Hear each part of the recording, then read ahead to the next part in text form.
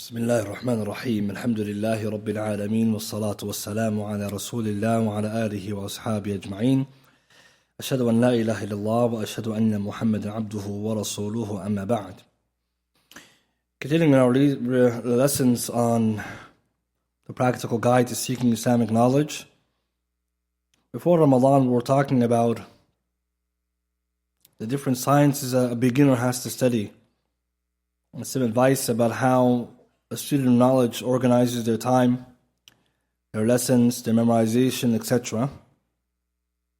And we also spoke about some of the pitfalls of seeking knowledge, which leads to people either not obtaining their goal or leaving off the objective of seeking knowledge. And today, inshallah, we'll try to summarize some advice from the ulama in relation to the seeking of knowledge and the subject matters. And inshallah next week then we can begin something anew. Because of the time we don't want to spend more time explaining which has already been explained by the ulama. It's clear what we're supposed to do, we just have to do it. And that's the key to seeking knowledge. You have to do what the ulama they advise us. Rather than talking about knowledge, we do knowledge, we seek it. But I want to talk about some of the important things to do with not just the subjects, but some of the reasons sometimes students may end up not achieving what they're intending to achieve. And one of those reasons is that some students of knowledge or people who attend the classes, they suffice themselves with the classes without doing anything at home. And what's meant by that is that after you come to a class, we spoke about what you do before the class, and what you do after the class. And that's what really makes the student. The muraja'a, the review of the lesson, and the memorization, the principles and the matters, the masail they were studying, the adillah. And then also extending that knowledge by continuing to do some more research, looking into different books and material available to expand your knowledge. And you find then that a student who is grounded, who's stronger in his knowledge or her knowledge, is the one who, after they finish the class, they go home and they extend their study. Either they listen to some of the ulama, their tapes, or they will go back to the books. And this is key, mutala'at al-kutub. And so the ulama in general, they don't then say that someone should just suffice themselves with that. Rather, they have to come to the class. But after you finish the class and you learn, for example, an issue, or we're taking a particular topic, then when you go home, you want to expand your knowledge on this topic. There's some details the teacher didn't cover, or maybe something got confusing. This is the extension that you're supposed to and expected of you to do. And many times you find some people, they don't do that. Especially they will come to the class, and mashallah, they will come next week to the next class, and between the two classes, there was nothing. Then it's not possible then, brothers and sisters, how we're going to learn knowledge if we only open the notebook every Friday. See, and some people it happens. So every week they open the kitab. Some people, the ulama mentioned, they keep their books in the car. Allah al-Musta'an, I got to that had. Only when they come out of the car, they take the kitab, they put it back in the car. And then later that person, someone will ask him al-mas'ala, and he's lost. Even though he heard it, he has no dabt, no accuracy. So Imam Shatibi, he mentions a nice statement in Kitab Muwafaqat, volume 1, page 148. Ibrahim Musa Shatibi, rahimahullah, he says, أن العلم كان في صدور الرجال فانتقل إلى بطون كتب. Knowledge in the past was in the chest of men, and then it was transferred to the books, يعني the depths of the books. وبقيت مفاتيحه في صدور الرجال. Then the knowledge was kept or transferred into the depths of the books, but the keys to this knowledge in the books is again in the chest of the men. And what is he saying there? He's not the only one who said this. The ulama, you study with them to do what? To open for you the ulum, the knowledge. But where is the depths of knowledge, brothers? It's not in the lesson. The lesson is supposed to be a guide. It's supposed to give you an overview or a summary. But it's just when it's in the books that you're going to find the depths, where scholars, they expand in great lengths in material that you study. So for example, in a class of aqeedah, the key teacher can't explain everything. Well, he'll make some ishara here and there, look over here, check that, check this. And when they tell you these references, you're supposed to go back and look if you're able. And that's the key. If you go and you expand, you read, for example, Shatibi said more, you benefit more. So you understand the lesson and the level that's far deeper than the person who just came to the class. And later, you can help explain it to others. And in fact, your interest in knowledge and the subject becomes deeper. So this is very important, brothers and sisters, that when we finish the classes, we try to do some extended review. Either checking other books or listen to other lectures to deeper understanding or to review the material. The key is reviewing. But also research helps a lot. And the beginning stage, you might not be able to research a lot because maybe your tools and knowledge are not limited. But at least you can listen to another lecture or repeat the lecture or review the notes. And this is important because we'll see in a second. The true knowledge then is not what you heard or where you attended. It's what you're proficient in. Whether you're proficient in that knowledge or not. And this is a big deal because at the end of the day, the reason why we're benefiting from this knowledge, what we're trying to obtain, is we're trying to help ourselves, our community, our families, we're trying to guide them. So we need to have proficiency in knowledge. So encouragement to the brothers, when you finish the class, to do some review.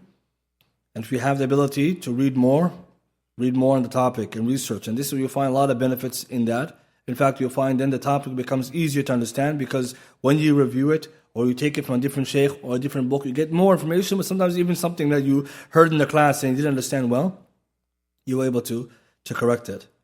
And it's another point, which is that we need to ensure that when we're seeking this knowledge, brothers and sisters, that we try our best to be as accurate as possible and try to be as detailed as possible because it's not just about ourselves. We're trying to help our community. We're trying to do da'wah. And that means then you have to study it properly. When you cover a topic, you try to make sure that you understood it well. And if you didn't, then you review it, or you analyze it, or you do what you need to do in order to understand it. It's not sufficient for you to hear a lesson and you didn't understand something and you didn't do anything about it. And this is often the case that some people, when they finish the class, if something was complicated or unclear, well, instead of asking questions, they may just come back next week and then more knowledge is added in the topic and then you become lost. You fall behind because you didn't do any review and you didn't do any clarification. So it's very important, brothers and sisters, we have to be very careful with the knowledge. Try your best to understand it and try to complete that topic as best you can. For later on, when someone asks you or you need to review the topic, the notes you're taking and the things that you're trying to do, mashallah, they're going to be a marji', a reference for you. And this is what Imam Shafi'i, rahimahullah, they ascribe to him a statement that he says, whoever is seeking knowledge, let him be detailed in it. Out of fear that the detailed knowledge will be lost. And what he means by this is that when you study something, you don't suffice with the general topic. Tahqiq of the mas'ala. What's the qawl al-sahih rajih? That's what I need. I need the most correct, preponderant opinion on this topic, and I walk with that. Because there's no benefit you tell someone it's khilaf ulama and this shit. You leave them in nowhere. Right? The ulama different, that's it. Assalamu alaikum. Like, no one needs that. And it's not sufficient. Someone asks you a question, they're not asking you about ikhtilaf. That's the qawl al-sahih. Otherwise, if you don't know, then you say, I don't know. And we find that sometimes this is the trouble. That some topics we study, and at the end we can't come to a conclusion if this is correct or that. What do we do in that kind of situation? We keep studying until we get to something which is more correct. Or you might go with a particular opinion of a sheikh, or the jumhur, the majority. You find a way to make tarjih, following the rules of that. But if you can't do that, then you try to continue to understand, okay, how can I understand this issue? What am I going to worship Allah by? Or with in this topic? But what's happening sometimes is that we study a subject and we didn't really take enough time to conclude it. And then comes the problem when someone asks you in reference to it, and you're not able to give them anything that is, right, sufficing. It's not good enough. And this is the problem we find today, that tulab ilm, students of knowledge, they're not just people who seek knowledge.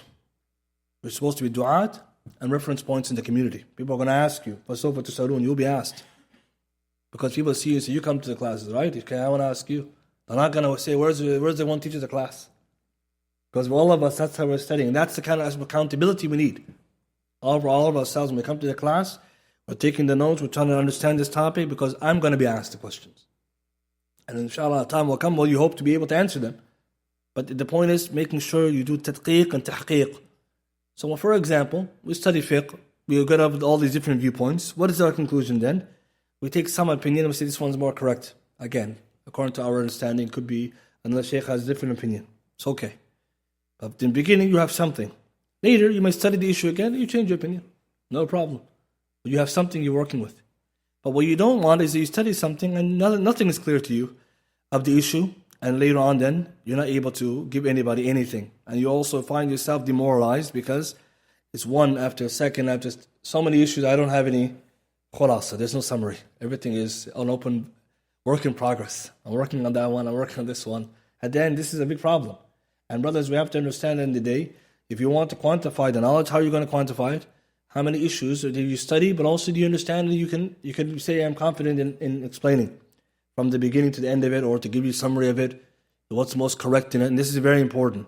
So that's also an important responsibility as a student. So when you're studying, don't just write down the notes and come to the conclusion and defend. Take some view as a stronger view and find out which one is stronger. Which leads us then to the topics that are in front of us. The ulum that we're trying to study, brothers, at the end we said the ulum ghaya wa ulum ala, right? Subjects which are instrumental and subjects which are objectives. And the objective knowledge, ilm al-tawheed wa ilm al-fiqh, ilm al-tafsir wa ilm al-hadith, we said.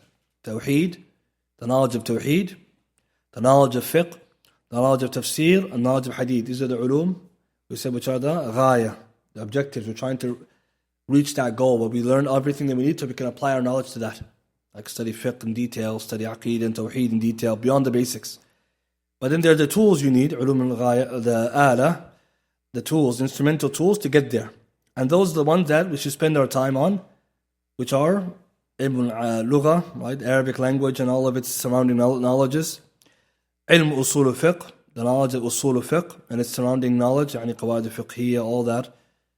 Maqas al-shari'iyya, sharia, all that kind of things. And then ulum al-hadith, or mustalah al-hadith. And you can also add ulum al-tafsir, or ulum al-Quran in general. So those subjects are the ones you will learn in the beginning to get you to be able to do the higher subjects. You study the science of the Quran in order to do tafsir, for example. Again, although you need to know all the sciences of tafsir, truth be told, you know all of them. But in the Arabic language, etc. So at the end, the student should focus himself on those subjects. And that's what most of us, alhamdulillah, we do with our time. We spend our time on that. But also, we need to understand that we need to speed up on that angle as well. That some of the subjects which are considered ilm al-ghaya, ilm al-ala, the instrumental knowledges, some people, they spend excessive amount of time in them. And this is another bottleneck that creates problems for the student knowledge. Some students, for example, they're studying usul al-fiqh and they're not getting nowhere. Right? It's like the wheel stuck in the mud. He's going around. And this is because the subject he's trying to study, he didn't understand maybe in the beginning. What is it that he needs from it to do to fiqh? Again, usul al-fiqh is for what? This helps you study fiqh. Not all of usul al-fiqh is needed. And it's something important. Some may even say much of it is not even part of fiqh. Most of it's been polluted by ahl bid'ah. And with dalala in there. Kalam and mantiq and all kinds of things you don't necessarily need. And what happens then is that sometimes you notice that some people, out of fear of this subject, or sometimes reality, when look at it and say, I don't really understand how is this going to lead me to fiqh. People, they waste their time. And I'm going to talk about that later another time, how the ulama, they talk about what you need, what you don't need. And the same can be said about mustalah al-hadith. That mustalah al-hadith is a subject matter trying to get you to where?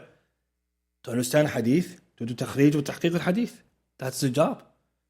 You can tell me where the hadith found, all the sources, and you can tell me hadith sahih or da'if or not. But if you study usul al-hadith and you don't know what to do takhrij wa tahqiq, then really it's not amaliyan, right? It's not really practical. It's just a nadariyya in your head. And you find this too, right? Somebody might know a lot about the different categories of hadith, and they put a hadith in front of him and doesn't know where to go and where to start. And this is the problem as well that ulama have found, and we'll talk about that later, that we need that practical side. Inshallah, we'll cover it as well. More practical, usul al-fiqh in a practical manner, hadith science in a practical manner. So the ulama, they mentioned this because at the end of the day, we need to be able to take this knowledge and get to the ulum al-ghaya. If we can't, then we're not really going anywhere in this. And the same can be said of Arabic language, right? It's a depth, right? The Arabic language is ocean.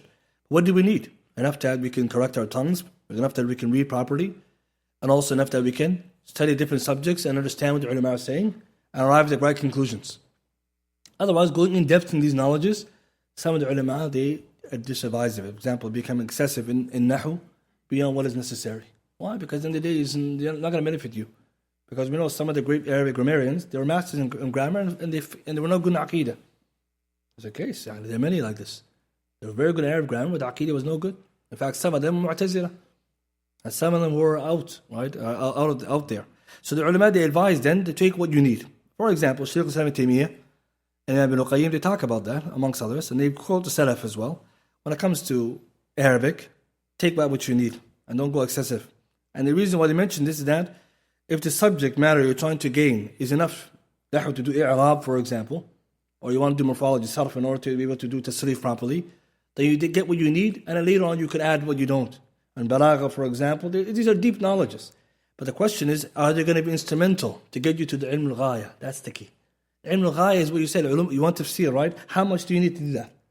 That's the question you should be asking. Now, I'm going to study that subject, you sit there for years, and you didn't do anything else, and it happens. Some people, they mastered all this, at the end they didn't master anything else. And it's not correct because it will also take you away from your goal. You want to be able to explain the hadith of Rasulullah and explain the Quran. So we try to advise the brothers that as well when it comes to these subjects, figure out in the beginning the roadmap and then take the action that's necessary. Because there is different ways of doing it, but the ulama, they advise as well being mindful of the end goal. And again, sometimes when you see the scholars advise it, they're very clear. Don't waste your time in going in depth and be careful of some of the mistakes people make, right? Which is they just spend too much time on it, or they're not even spending any time on it. It's another mistake. People just skipping these subjects and say, I'm going to study ulum hadith. Well, the hadith you're going to study and you don't understand the subject, science, right? You're not going to really benefit. And I want to also talk about some things that the student knowledge has to be mindful of, which is also the character. Tulab ilm, they're role models for the community. Right? We like it or not, right? You're seeking knowledge, you're doing ibadah, you're a role model. People are going to look up to you. So we also have to make sure that our akhlaq and the tazkiyah, the purity of our hearts, is also there. That cannot be said, can't go without. And you find that sometimes that can also ruin the student knowledge. Who's successful, who's going the right path, but due to these other, we can call them elements in the heart, bad akhlaq, then no one's going to benefit from you. For example, ujub al-nafs, being amazed by oneself. It's a common issue for anybody who seeks any knowledge or any benefit. That you start thinking yourself somebody's beneficial. At the end of the day, we know all of it's from Allah subhanahu wa ta'ala. We have to be humble. And humility is key. And how do you keep yourself humble? Well, you know, whatever you know, فَوْقَ كُلِّ ذِي عِلْمٍ عَلِيمٍ. Above everyone who has knowledge, one more knowledgeable, Allah is the most knowledgeable. Allah is the creator. But we know there's people, ilm is darajat, right? And tabaqat. So we know there's levels. So if you feel yourself, I know something more than others, just know that in comparison to somebody else, I know nothing. So the people want to benefit from you if they see that you are a person who has good akhlaq and has good manners and who's eager for the people's guidance. And it's very important. We have to be eager. And this is key because when you're seeking the knowledge, all of this is supposed to give you the tools, the know-how to do what? To guide the people. إِيصَالُ الْحَقِّ لِلْخَلْقِ, to bring the truth to the people. That's the da'wah in Allah.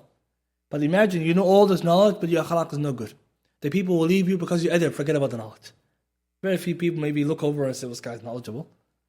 Because people, unfortunately, they judge based on what they see. So it's very important that we also make sure we work on our tazkiyah, our hearts, and our akhlaq, stop and step on our hearts, the reality of the knowledge is, hujja laka aw alayk, proof against you for you. Also, we have to be careful of surrounding ourselves with people who are not going to aid us in that. And maybe there's some people who have certain qualities which are not beneficial. We should avoid that. We should also be mindful that we don't seek knowledge for other ulterior motives. Right? Because it's easy to get distracted in the path. So for example, the ulama advise against people seeking knowledge and mixing with money.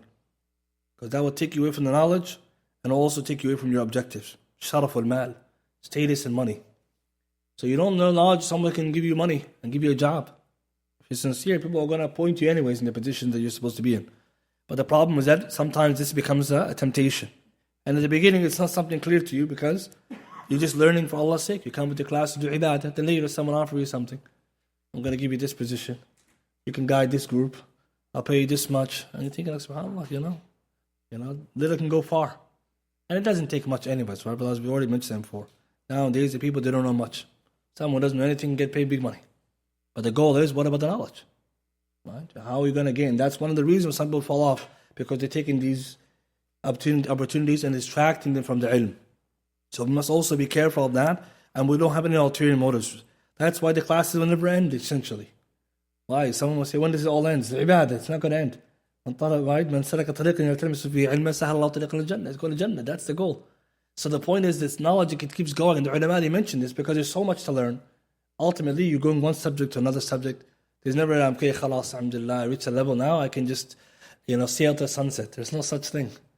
And in the West, when you graduate, like, khalas. But even in the West, we do professional studies, right? You do like what they call certifications. You continue your studies. Continuing education, they call it. But here we see ilm is keep going, one subject to next, because the levels are many. And that's why it's important for the person who's seeking knowledge to read the biographies of Salaf Salih and the ulama to get inspiration. It's very important, brothers. A lot of us, sometimes we might have that problem. We don't read enough. Read Sir Alam Nubala, the biographies of ulama and Salaf. See what they did and what they went through and how they lived. And it's very advisable. Any book you read of an author, read the muqaddimah and read the biography of the shaykh. Very beneficial. You learn a lot from those ulama, what they suffered and how what they went through. And also there are stories of benefit. And they inspire you to continue to learn, not to give up. Some of us, our ambitions are not very high. We think lowly of ourselves. We've got to think better about ourselves, but also what we need, the community needs.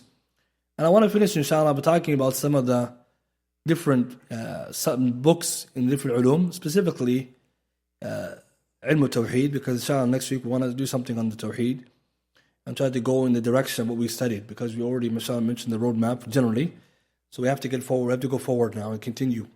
But the goal, ultimately, ilm tawheed wa ilm aqidah, the objective behind it is that someone understands what they need to believe of Allah subhanahu wa ta'ala, in general and specific.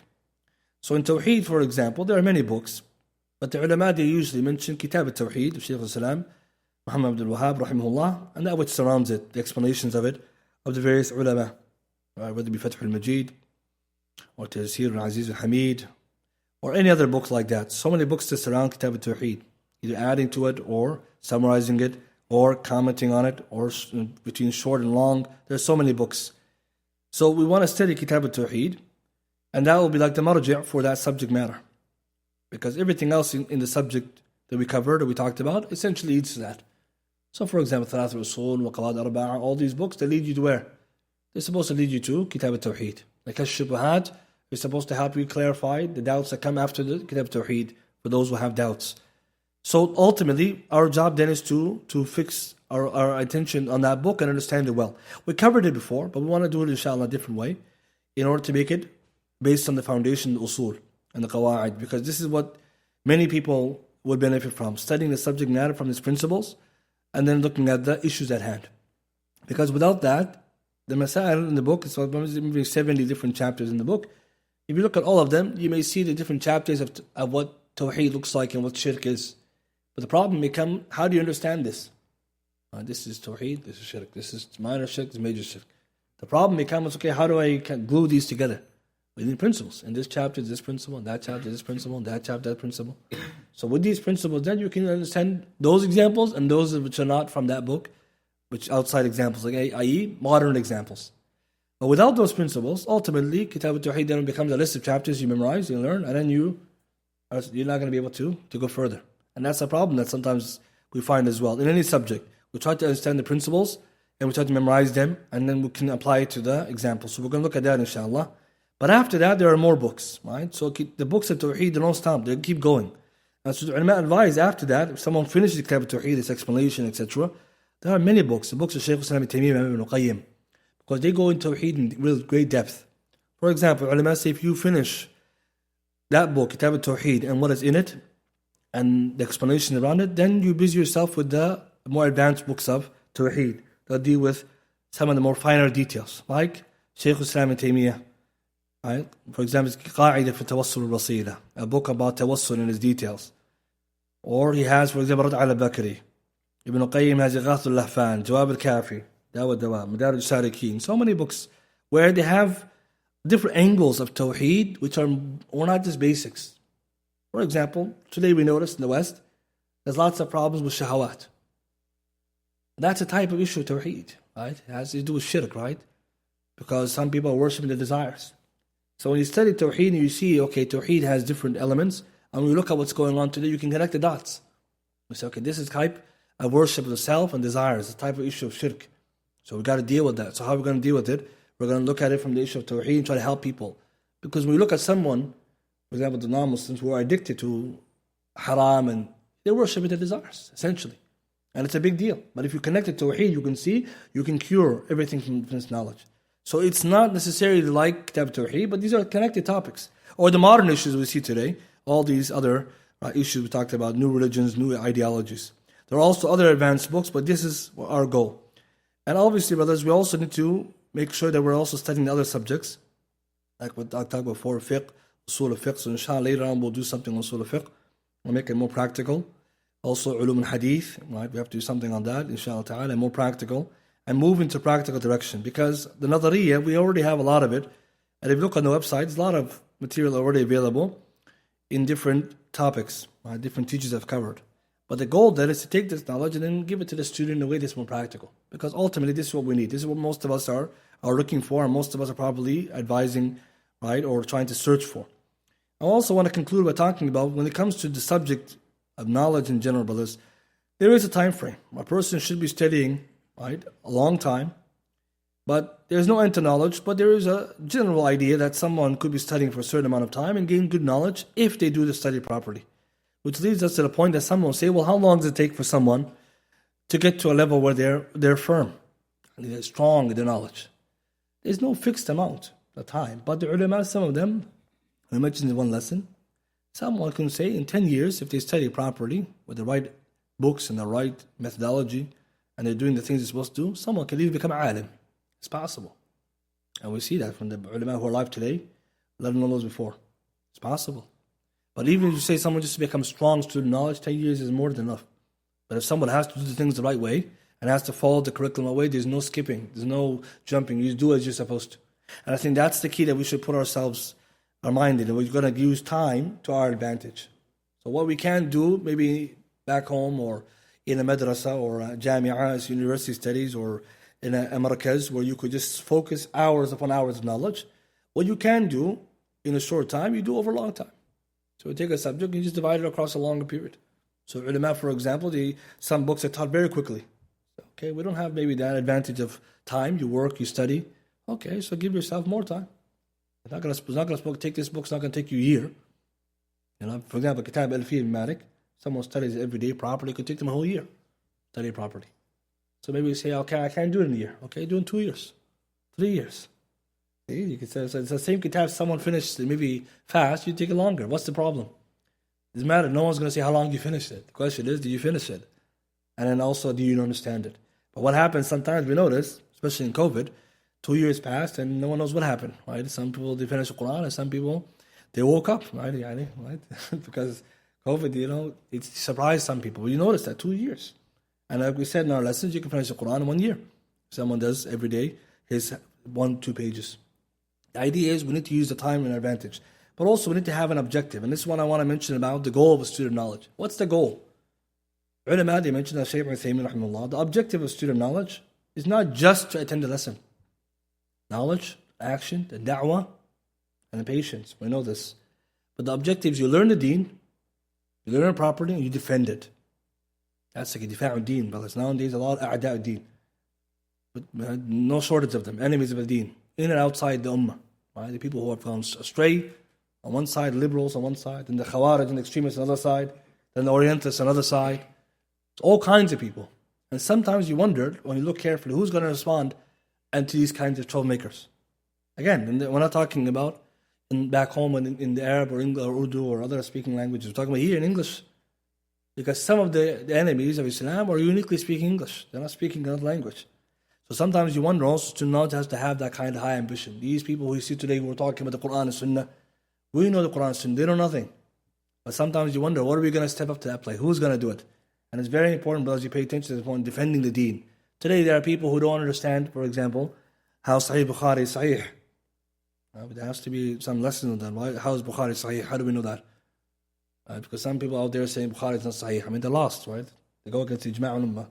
But the point is, how can you substantiate to this concept to somebody? It's important because, again, we know Bukhari is Sahih, but this is the question on the table now. And there are other people who have other issues, right?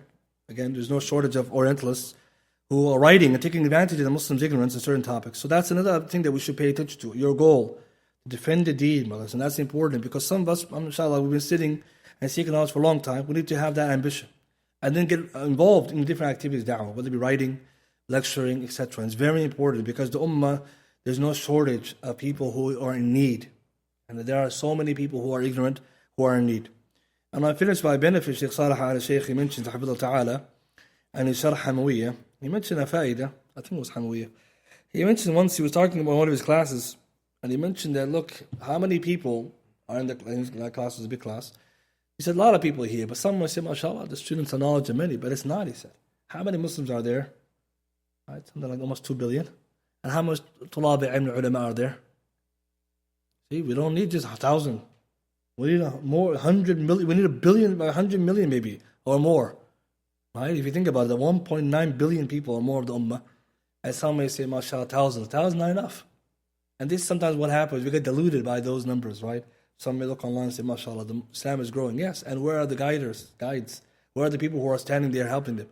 So at the end of the day, we need thousands upon thousands of people, and each one of them is supposed to do a job. But when you look carefully at the community, you notice that that's the problem. The effort that's going to be taken to do that is not equivalent to the amount of people maybe taking Islam. Shahadas are increasing, and the people who are going to teach them the deen are not increasing at that rate.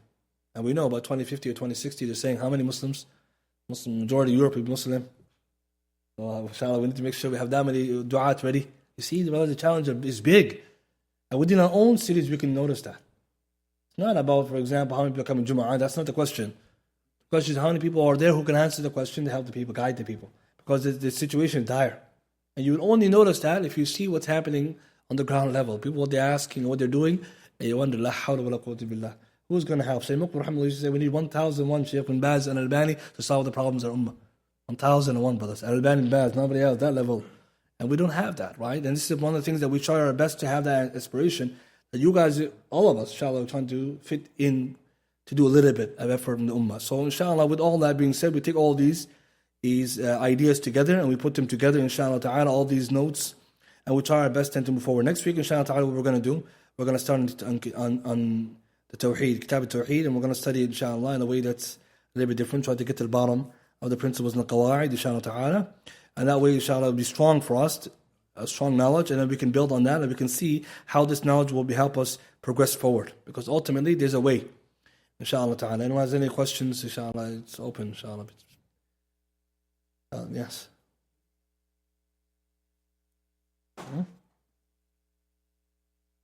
Can you teach yourself? You can, but it's very difficult.